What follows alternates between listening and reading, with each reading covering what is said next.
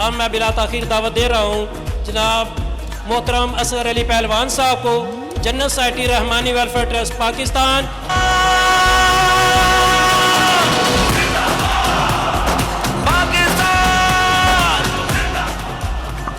बिस्मिल्लाहिर्रहमानिर्रहीम। शुरू करा मैं तेरा ही ना लैके तेरी हमदो सना बयान मौला। एक लफ्ज़ अदा नहीं कर सकती तेरे हुक्म बगैर ज़बान मौला। बेशुमार मखलूक नहीं अंत कोई, हर एक दा तू रिज़्क़ रसान मौला। असगर आजिज़ ते एक मस्कीन बंदा, तेरी ज़ात है रब रहमान मौला।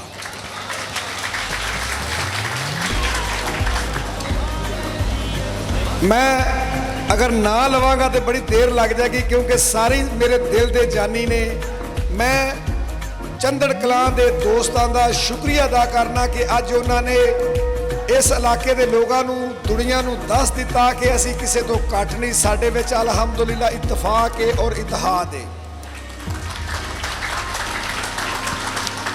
सदर साहब के होंदियां मैं बहुत घट गल करना, क्योंकि मैं खुद इन्हां दा स्टूडेंट आ, सारी जिंदगी इन्हां कोलों सीखिया। मैं बेशक अलहमदुलिल्लाह इस माइक की वजह नाल मैं अद्धी दुनिया फिरी। मैनूं 2 वर्ल्ड कप कबड्डी के मैच, कबड्डी का टूरनामेंट जिहड़े हैं वर्ल्ड कप, उत्थे जाके इंडिया च कमेंट्री करने का मौका मिलिया। मैं पाकिस्तान का पहला कमेंटेटर जिन्हें अद्धी दुनिया के जाके कमेंट्री की। लेकिन खुदा जानदा, रब नूं जान देनी है। जो कुछ इन्हां कोलों सीखिया, मैनूं इस तो पहलू कदी सीखना नहीं सी मिलिया। तंजीम बनाना कोई मुश्किल काम नहीं, तंजीम बना के उन्होंने कट्ठियां रखना सब तो वड्डा काम है। तुहाडे विच लोकां फतूर पाना, लोगों ने आखना कि उन्होंने पग पै गई, उन्होंने हार पै गए ने, मैनूं किसी ने पूछया कोई कुछ इस तरह के भी लोग होने ने। लड़ाई करनी है, लोगों ने आपस दे विच फतूर पाना है, ग्रुप बंदी करनी। आंदे ने कि बुरा काम नहीं, लोगों फतूर जा, मिठा फल नहीं खजूर जा। दुनिया ते लख नबी होए, सोना नबी नहीं होया हजूर जा। दुनिया का सब तो चंगा काम है कि किसी लड़े नूं ओदी सुलह करानी, और दुनिया का सब तो बुरा काम है ग्रुप बंदी करनी। इस इलाके के ही लोग होणगे, बेशक बरादरी के होणगे, दूसरी बरादरी के होणगे, तुहानूं मुख्तलिफ दलीलां देणगे कि ये ते उत्थों फंड इकट्ठा करते हैं, इन्होंने बाहर के मुल्कों तो डॉलर आउंदे ने, ये तुहाडा सिर वहा के इकट्ठ करके ते खा गए पैसे। ये सारियां दुनियादारी दीयां गल्लां ने। तुहाडीआं नज़रां दे सामने इस दौर का वली अल्लाह साडे उस्ताद मोहतरम। मैं आखांगा अगर मैं दुनिया का अगर अपने माँ बाप तो बाद कोई बंदा वेख्या तो ये बंदा वेख्या जिहड़ा साडे बरादरी दे नाल मेरे नाल इन्नी मुहब्बत करदा, मैं इस तो पहलू इन्नी मुहब्बत करने वाला बंदा नहीं वेख्या। दूसरे नंबर पर साडे चेयरमैन हाजी सैफुल्ला ज़िया साहब, अल्लाह तबारक तआला उन्होंने लंबी जिंदगी दे। इस्लामाबाद होंदे ने, उन्होंने आना सी लेकिन तबीयत उन्होंनी ठीक नहीं हो रही वजह नाल नहीं आ सके।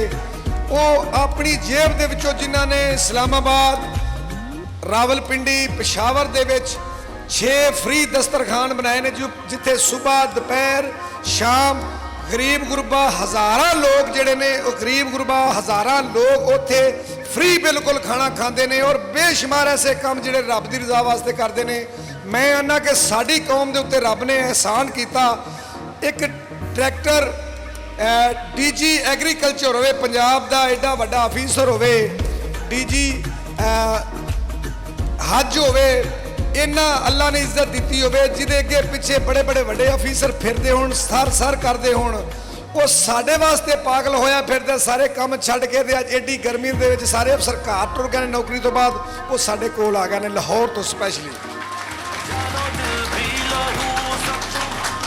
फिर जिन्होंने लोगों ने दोस्तों ने यूनिट बना लिया है, नौकर दी असी हमेशा मिसाल देने कि तकरीबन 12-14 साल हो गए ने, उन्होंने अज भी एक दूसरे का हाथ नहीं छड्डिया। आंदे कि असल ला के कदे बिगाड़ते नहीं, असल ज़ाहर हो जाता कमीनियां दा। असल नाल जिसते बैठ के खा लेंदे, कदर जानते साला महीनियां दा। कम असल ना किसी दे कम आउण, भावें खून पिला दिओ सीनियां दा। ते कच्चे कच दी यारी लाण जिहड़े असकर भलवाना, कदर जानन की सुचे नकीनियां दा।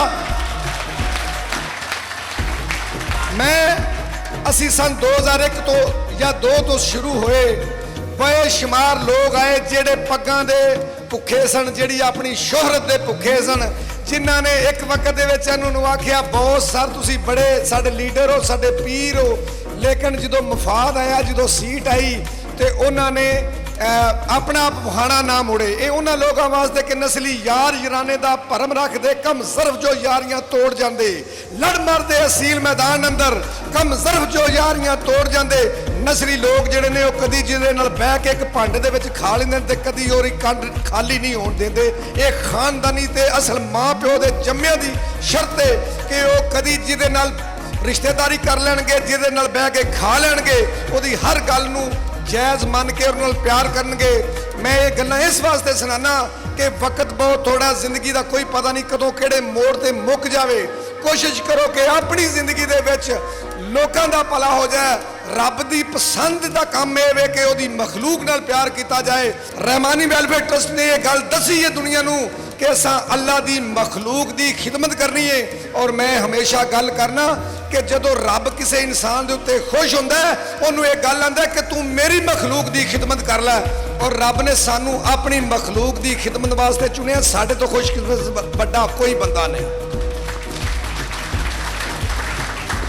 ਮੈਂ ਚੂੰਕਿ ਮੇਰੇ ਵਰਕਰ ਦੋਸਤ ਸਾਰੇ ਇੱਥੇ ਇਕੱਠੇ ਹੋਏ ਨੇ, ਮੈਂ ਦਰਖਾਸਤ ਕਰਾਂਗਾ ਕਿ ਜਿਹੜੇ ਚੰਦੜ ਦੇ ਲੋਕ ਨੇ ਉਹ ਇਹਨਾਂ ਲੋਕਾਂ ਨੂੰ ਜ਼ਰੂਰ ਦਾਤ ਦੇਣ, ਕਿਉਂਕਿ ਸਾਡੀ ਆਦਤ ਹੈ, ਸਾਡਾ ਕਲਚਰ ਹੈ, ਸੇਠਾਂ ਦਾ ਕਲਚਰ ਹੈ, ਸਾਡੇ ਵੱਡਿਆਂ ਦਾ ਕਲਚਰ ਹੈ। ਸਾਰੀਆਂ ਕੌਮਾਂ ਦੇ ਘਰੋਂ ਪੁਰਾਣੇ ਵਕਤਾਂ ਦੇ ਵਿੱਚ ਬਾਬੇ ਸਾਰੇ ਬੈਠੇ ਨੇ, ਇਹਨਾਂ ਨੂੰ ਪੁੱਛ ਲਓ। ਸਾਰੀਆਂ ਕੌਮਾਂ ਦੇ ਘਰਾਂ ਦੇ ਵਿੱਚੋਂ ਜਦੋਂ ਦਾਣੇ ਮੁੱਕ ਜਾਂਦੇ ਸਨ ਤੇ ਸਾਡੇ ਬਾਬਿਆਂ ਨੂੰ ਜਾ ਕੇ ਆਖਣਾ ਭਾਈ ਸਾਨੂੰ ਕਣਕ ਦੇ ਜਿਹੜੀ ਜਾਂ ਚੌਲ ਦੇ ਦਿਓ। ਉਹਨੇ ਕਿਹਾ ਕਿਹੜੇ ਇਹ ਸਾਲ ਦੇ ਕਿ ਪਿਛਲੇ ਸਾਲ ਦੇ ਜਾਂ 4 ਸਾਲਾਂ ਦੇ ਦਈਏ। ਔਰ ਸਾਨੂੰ ਸੇਠ ਇਸ ਵਾਸਤੇ ਆਖਿਆ ਗਿਆ, ਅੱਲਾ ਦੇ ਫਜ਼ਲ ਨਾਲ ਸਾਰੇ ਲੋਕਾਂ ਘਰੋਂ ਦਾਣੇ ਮੁੱਕ ਜਾਂਦੇ ਨੇ, ਅੱਲਾ ਦੇ ਫਜ਼ਲ ਨਾਲ ਸੇਠਾਂ ਦੇ ਘਰੋਂ ਦਾਣੇ ਨਹੀਂ ਸਨ ਮੁੱਕਦੇ। ਇਹ ਐਸੀ ਕੌਮ ਹੈ ਜਿਹਨੂੰ ਕੋਈ ਤੁਸੀਂ ਜ਼ਿੰਦਗੀ ਦੇ ਵਿੱਚ ਰਹਿਮਾਨੀ ਜਿਹੜਾ ਉਹ ਮੰਗਦਾ ਨਹੀਂ ਵੇਖੋਗੇ। ਆਪਣੇ ਹੱਥਾਂ ਦੇ ਨਾਲ ਕਮਾ ਕੇ ਖਾਣ ਵਾਲੀ ਕੌਮ ਹੈ। ਅਲਹਮਦੁਲਿਲਾ ਗੈਰਤਮੰਦ ਕੌਮ ਹੈ।